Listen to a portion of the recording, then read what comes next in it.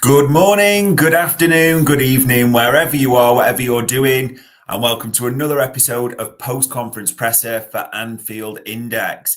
In just over 24 hours, Saturday, 3 o'clock, which is a bit of a weird kickoff time for the Reds recently, but that is the time we will take the field. That is the time we will kick off against Fulham.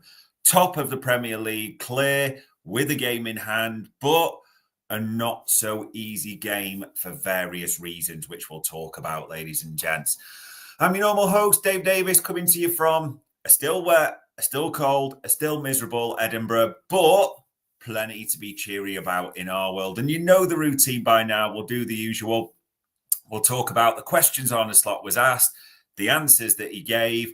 We'll talk about the clues from the last game, Girona. We'll talk about the threats that Fulham can bring, and then I'll give my predicted lineup, score, and scorer. What we'll also do this week is we'll just have a bit of a look at what rivals are up to in the other games, just to sort of call out and keep your eye on that way. So, first up, as we always do, Arne Slot's Q&A. And he was asked various things about players, contracts, performances. So let's get right into it, ladies and gents. The first thing he was asked by Vinny O'Connor as ever at Sky was, what about the three contracts? Is that a worry for you? Because Mo, Trent and Virgil can sign a pre-contract agreement with clubs from January, 3 weeks' time. Smiled almost ruefully, you could say.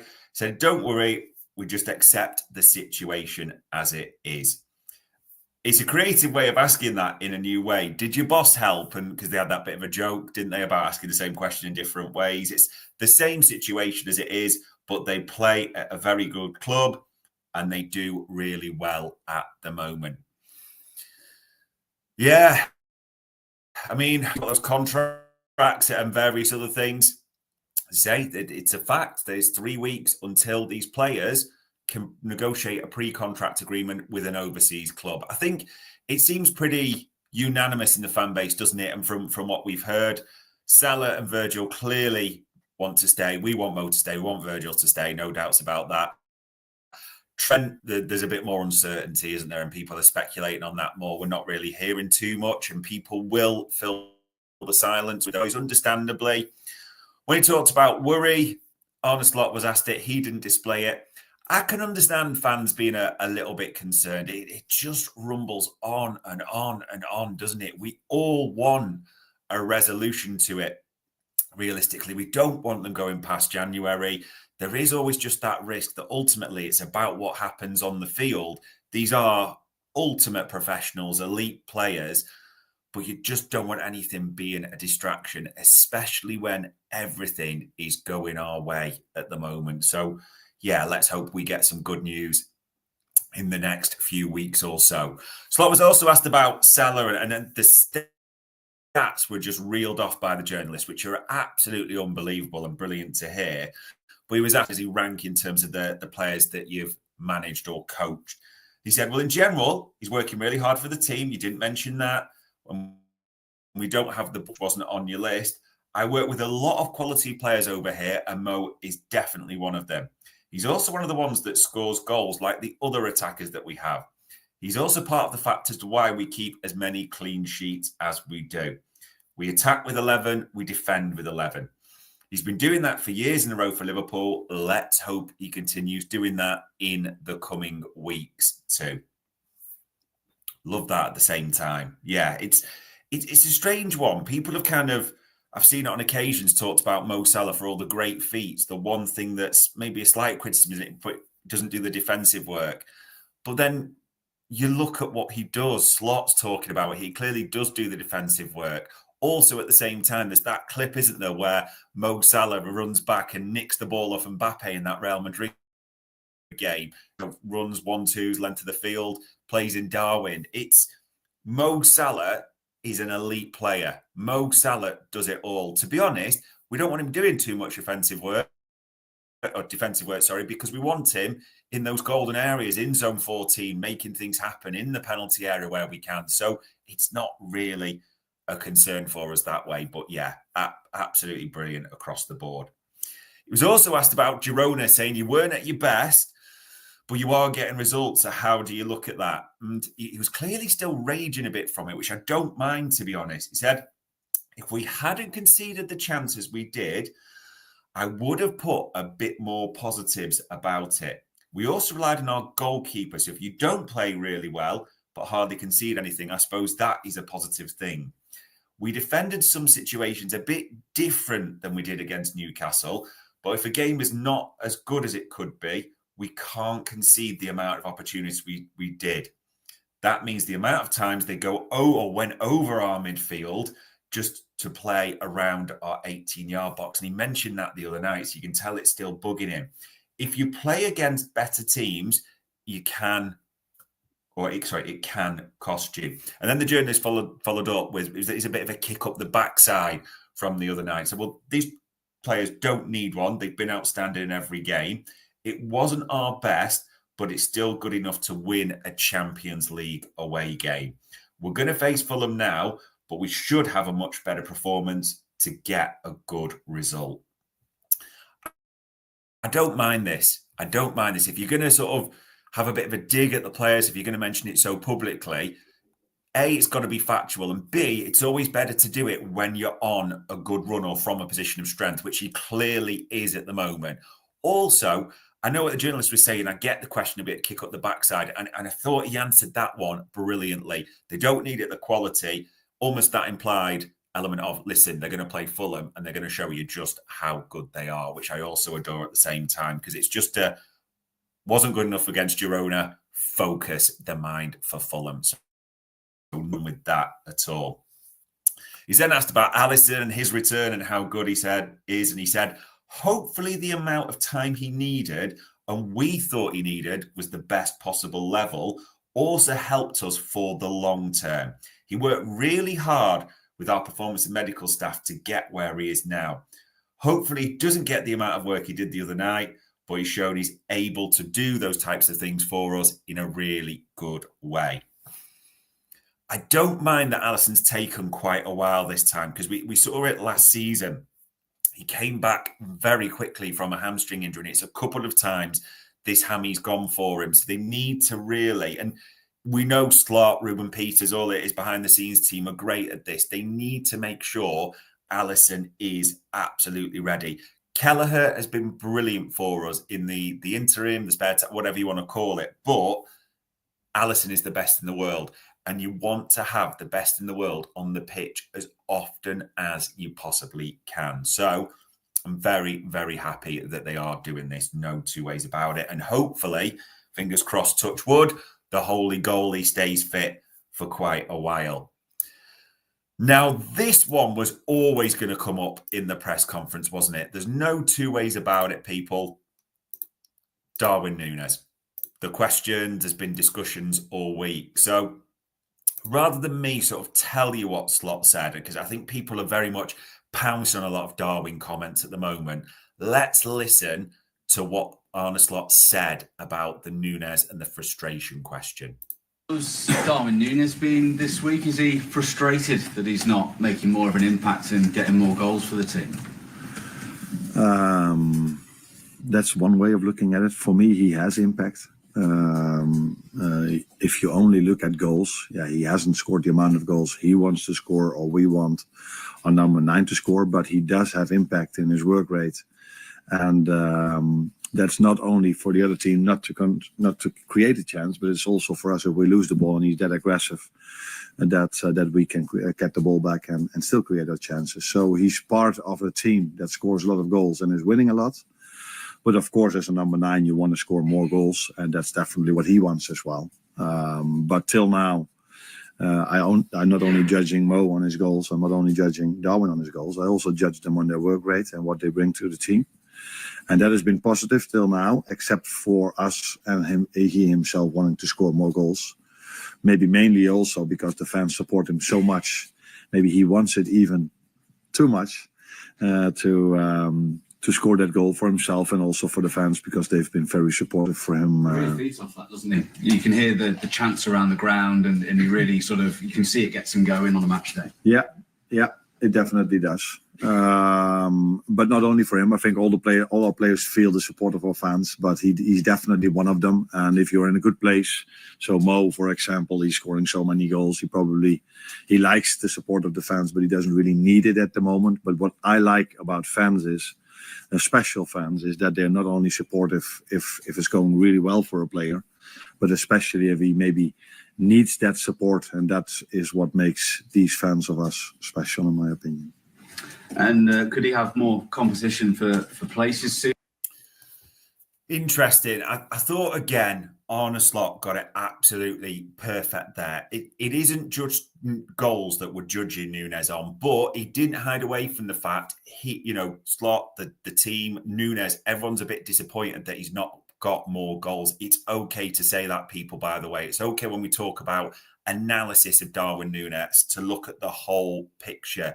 As Arne Slot said, no doubting his work rate, no doubting his heart. There's something eminently likable about Nunez, isn't he? When he's sort of pumping his chest, when you can see him getting his arms going and reacting to it. And listen, everyone will be there in the stadium. I'm there on Saturday. You'll be chanting, Nunez. That is just completely natural. You'll support all the players in the shirt for the team. Everyone wanting to give their best. There's no doubt about his attitude at all. There is a little bit that came later, and he was asked about social media and the impact that has on Nunez. Does it have an overall effect on it? He says it's not only him, it's every player. They all saw the chance he missed Tuesday, but I made it clear he's not only judged on goals he scores, but on the team performance. And he adds something to our team performance with his work rate and winning the ball high up the pitch. Maybe in a few weeks, you'll ask me about Mo. If he misses a few, what he always has in his work rate. Probably the only bit I disagree with, because I don't think we'll be asking about Mo Salah anytime soon. But I totally get the full answer he gave here around Darwin Nunez. It isn't just goals, it is his work rate. His work rate's been brilliant. Really has for whenever he's shown this season. There's zero doubt about that.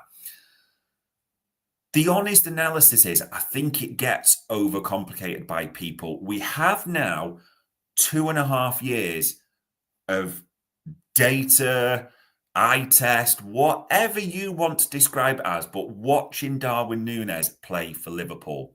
So now you are in a position, everyone is, to formulate that opinion and think, and you may have done it earlier, it doesn't have to be right now, don't get me wrong, but to formulate that opinion of, do you think Darwin Nunez is ultimately good enough to be Liverpool's long-term number 9? That is the question. Things you shouldn't do. You're an absolute freak if you're abusing him on social media. There's no other way of describing that. That's nonsense. You should not doubt his effort, his attitude, anything like that. What can be questioned, as Arne Slot is mentioning there, the goals. He's not scoring enough goals. He is missing big chances. That is factual. That's not for your emotions or abusing a player or anything like that. Darwin Nunez does miss a number of big chances. We know that about him. That is part of, I'd say, his overall package, if you want to describe it as that. I just think sometimes this Nunez point gets made too complicated. In the short term, yes, he can have an impact. Yes, he can help us to the big prizes, the big trophies, no doubts about it. Long term, is his future at Liverpool? Personally, I'm struggling to see it. Let's turn it into a positive, though, from this discussion, because Chiesa and Jota, they were asked about, and we got some good news because we could do with some injury boost, because the bench, especially at Girona, looked threadbare, didn't it? So he said they're in contention, but they have one training session to go. Federico missed quite a lot, and he was ill last week. Maybe Diogo's in the squad. Maybe Federico is actually, but we have to see how he's recovered from his illness. So that is good news. As it stands, from everything we know, Chiesa and Jota are in contention for the Fulham squad. So we could have all 6 attackers potentially available. Obviously, we'll have to see closer to the time. But that is a massive boost. Let's not play it down. In our first 11, pretty much we've seen it since the start of the season, Arne Slot would have Diogo Jota as the number 9. So I think that's a massive boost. Chiesa, even just coming back, and I mean this, just to give Salah a rest at times or be an alternate is a massive, massive boost for us. So this is a real positive. And also, probably saw yesterday from the photos and a few videos kicking around, Kostas Tsimikas training on the grass, doing a few routines. Ibu with his boot off, that, he looks closer than ever. There's so many positives that Conor Bradley's maybe the one unknown still, I'd suggest, but players coming back, players ready to play. And the other bit I want to give you from the press conference, because he was asked specifically again about Chiesa, how that follows up. What's the timeline on this? He said, what makes it difficult with Chiesa is obviously we play so many games. What he needs is playing time. The problem is, if you haven't played for 5 or 6 months, sometimes you find it difficult for the manager as you don't know what to expect. Yes, I see him on the training ground, but ideally I'd see him in a friendly and under-21 game. And we know he did play one of those, didn't we, in Europe? But it's not the same situation. Maybe the Southampton game might be a good moment for him to get some minutes. You need to have playing time to reach those levels. I think we'd hope this, but you're hoping more than anything the manager is dropping a massive clue there that actually Chiesa should be ready, if not for this, for the Southampton game. I expect him to get minutes there. And that would be great just to give Salah or whoever a rest. And what a name. Sexy Saturn 888 says there, glad Jota is back. Got to take Nunez out the firing line. And speaking about the firing line and whether Nunez will start, we will come later to what I think the predicted lineup will be. But massive positives there. Jota, Chiesa, in contention for this. If not, as Arne Slot said, big hint there, Chiesa's going to get real minutes against Southampton. So double positives there. And then the final question was from Mo Stewart, and shout out to Mo because he always sort of researches, thinks through his questions and gives data. So he said about the miles Liverpool have travelled in recent weeks, and Fulham have only been one time out of London and the impact that could have. So Arne Slot said, interesting question. Do you think the fans will find it okay if we play in London from now on, tongue in cheek that way? There's so many clubs in London, so it's normal. We don't travel and they don't play in Europe. It's what these players are used to, and we have a big squad, so I don't mind us travelling. Sometimes it's nice if you go to Spain and expect a little bit of sun, but we didn't have that against Girona. We want to be in the Champions League. We don't complain about the amount of travel we do. We are in a privileged position. We play the way we do and travel the way we do, like in an aeroplane. It's not an issue for us, and I hope we can keep making these flights for a long time. Like that. Don't mind that at all. There is a price of success. The price of success is fixtures, travel, a packed calendar. That is the ultimate price. If you're going to win the big prizes, it tends to be a couple of things. It's how you deal with that. And let's be honest at the same time, you just need a bit of luck. No two ways about it. If you look at the luck we're having recently, and I'm touching wood and everything when I'm saying this, things are going our way. Let's just be clear on that. Rodri out, obviously the longer term impact for City that way. Odegaard out for Arsenal. And the little things that stack up, obviously it's all up to us ultimately, and let's talk about us. But looking like even in these fixtures, we're set to play Spurs in a couple of weeks. It looks like they won't have Romero or Van der Ven through injuries. That's a positive. I'll talk about who Fulham are missing this weekend. That seems a positive. Bit of a centre-back theme there as well. Does anyone clock when the Everton fixture's set to be rearranged for? It needs your way for approval, apparently, because it intends with the Champions League and the playoffs that way. But it's set to be on February the 11th, which, when we've looked at it on a few pods, was one of the dates that we would pick. So in terms of that, things are going our way. So in the bigger picture, if we do have to travel a bit, so be it. Yeah, there's just so many positives. Things are going our way. There is, as we said at the start, a price to success at times. It is what it is. So that was the Q&A from Arne Slot, and there was little bits you could tell he's still, when we're saying Girona, absolutely raging. But, it's put to bed and it's like, right, you'll do the business now against Fulham, because he clearly wasn't happy. He mentioned it again about the intensity and just letting their players run all the way through. So I did find that interesting, that, you'll be expecting the opposite of that, let's say, from Fulham. The other lessons, Alisson, if you didn't know, you had the evidence in his first game back. Kelleher is an excellent goalkeeper. Alisson is elite. That's the difference between the two. There should be clubs galore looking at Kelleher for the summer. There's no two ways about it. He would improve so many teams, including our rivals, who we shouldn't help naturally at all. He has been brilliant. Alisson is the best in the world. He's proven it time and time again. If you want to win the ultimate prizes, in fact, if you go back through history, history bears the biggest lesson. Every top team in history has an elite spine. That is what you tend to find in those key players down the middle. If we're going to win the big trophies, Alisson needs to be fit on a regular basis. It's just that simple. They say the stars, the sun, the moon are aligning for us this season. Let's not get greedy. Touch wood, fingers crossed and everything. It is working out so far. Long may it continue. McAllister's definitely was out. He's going to be out for this one, so he's getting a good rest. I think he was in San Moritz, someone said. So enjoying the ski slopes, and that is absolutely great. I thought that's also a positive. He's having a couple of weeks rest. He will be. I don't want to do the famous line from the media if it's a new signing coming back or anything like that, but that is a boost as well. And ultimately, I think it might, maybe I would say it is a little kick up the arse just to remember that they need to be better. They won't get away with that against Fulham. That is quite simple. The first half was a bit casual. Probably Girona just don't carry enough goal threat, do they, ultimately? But when we talk about Fulham, ladies and gents, this is an important one. I always think when I think Fulham, give us problems.